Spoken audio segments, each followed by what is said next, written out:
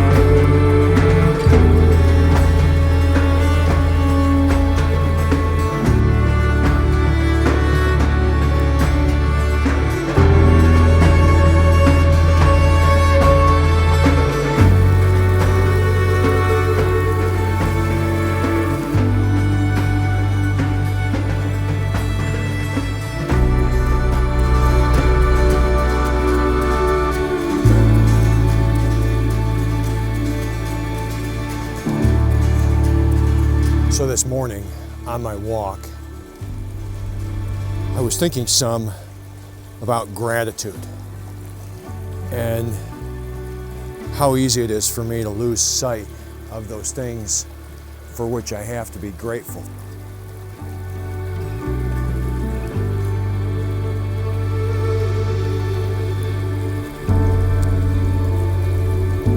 I'll share a story with you in my wilderness adventure walks with Rob here.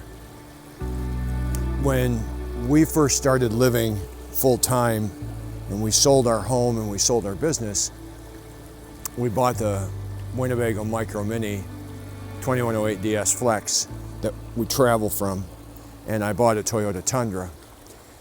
I was ignorant about trucks at that point. The Tundra that I have has a 10,000 pound towing capacity, but I didn't know much about payloads and all the various factors that really go into determining whether or not you should buy a truck for towing purposes. Then started learning more about RV trailers and how well they're built, and the Winnebago Micro Mini, any Winnebago trailer, they're not built to the highest standards, even though they have a tremendous name.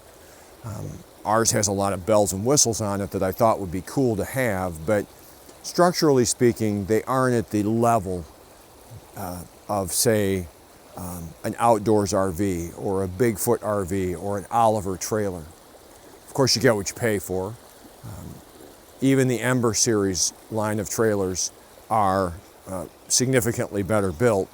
Mostly they're smaller companies that are building these trailers that are not owned and publicly traded, so they can be more concerned and are more concerned about the overall build quality. Well, all of these things have caused me to feel quite anxious and stressed. Recently, we went over some CAT scales. CAT scales are what you use to weigh your truck, your trailer, your vehicle, whatever, and found that with the Tundra, as well as the trailer, both of which are somewhat overweighted. I'm past the payload by a few hundred pounds on the Tundra, and I'm past the overall weight that the Winnebago can carry by a few hundred pounds. I guess the silver lining is the axles on the trailer are not overloaded, and that's where you would tend to see a failure. But this then, of course, because I'm the way that I am, has brought in a significant amount of worry and anxiety and stress about how I probably didn't make the right decision with this truck, probably didn't make the right decision with this trailer. when you combine that with the fact that now that we're out on the road and we're seeing all of these other people and they're living full time out of a Class A motorhome or a fifth wheel motorhome, and of course then everybody is saying, you know, you're really going to need to go bigger if you're going to live full time. When coming out of the gate, both Joelle and I were very grateful for what we had been given. It's interesting how, to me, various factors will start to attack your peace and have attacked my peace as it relates to this. And it's really stealing my ability to be enthusiastic, to be excited about this. And in fact, I've started to call into question my decision to do this. Maybe this was a bad idea. And now that I'm distanced from St. Cloud and Orlando, I'm thinking, maybe that wasn't such a great idea to sell the house and to leave, in all candor. So we were spending a lot of time in the desert. We spent a lot of time in the Anza Borrego Desert. We were in the Salton Sea area for 2.5 months, if you know that, doing the work camper thing.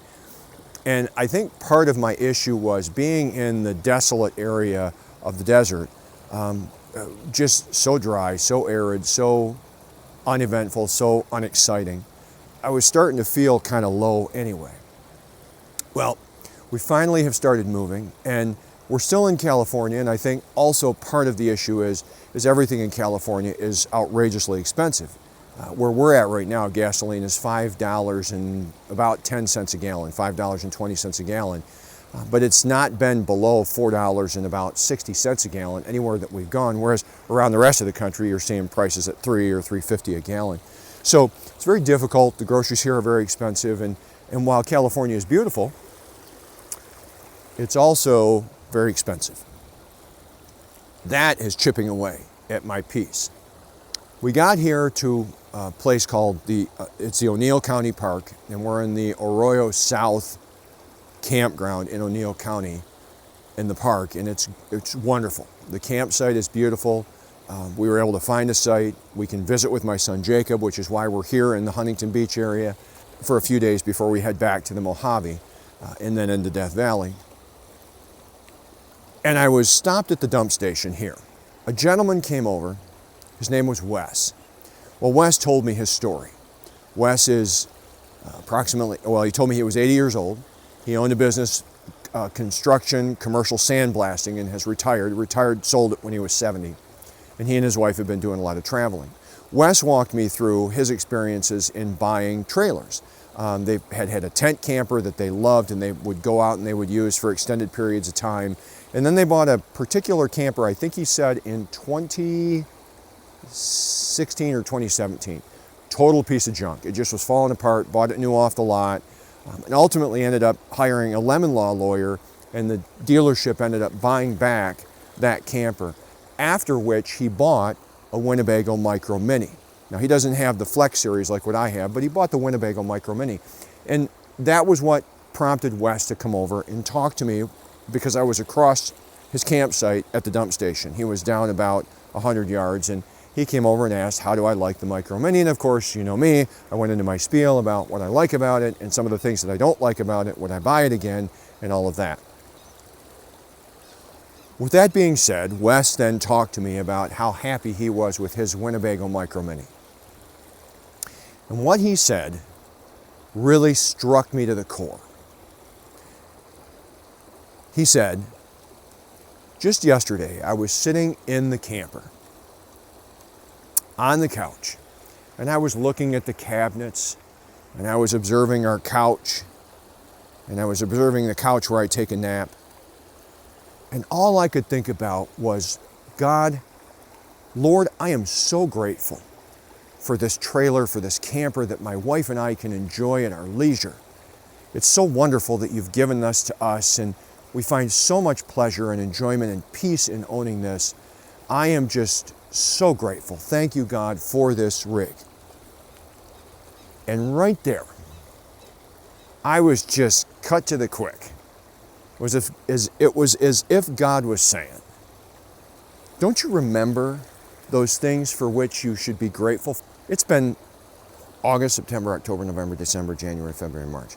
It's been 8 months, 7 months, 8 months since we've been on the road, very little of which has been traveling. Boy, isn't that the way it is for me. how quickly I have become ungrateful and even envious of what other people have when I've been so blessed to be able to do this, travel, and see these wonderful things. And I'm embarrassed, and I'm ashamed of that. And it gives me a bad attitude, and it takes my peace, and it causes me to worry, and it gives me a lot of stress.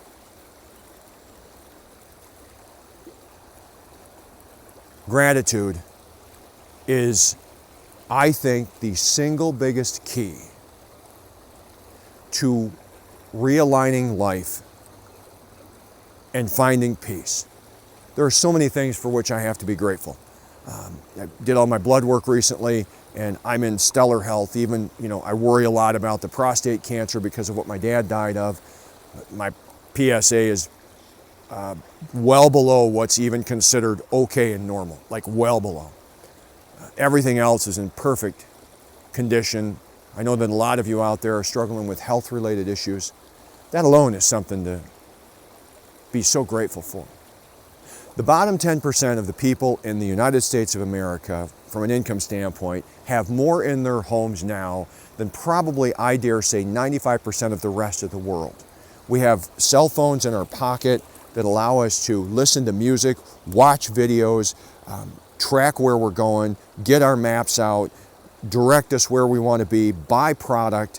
It's insane. This little device, which you can buy for $200 or $300, is something to be grateful for. I had a friend that did missions where they would go around and take collected glasses by the hundreds and give them to people in third world countries with an eye prescription, people that could not see. Suddenly, just from a pair of glasses that were given to them, their world was opened and their eyes were opened and they were able to see things that they've never been able to see before. And here I am feeling sorry for myself, or feeling grouchy, or feeling anxious because my trailer's not perfect and it's not a real off-road trailer and my truck isn't capable and everything else. What a foolish, foolish way to think and to be. And I just wanted to share that with you today. I wanted to share with you today my personal conviction over how important gratitude remains as we walk through life trying to find our way through all of this stuff that we deal with on a day-to-day basis. I hope that that's helpful. See you in the next one. Rob out.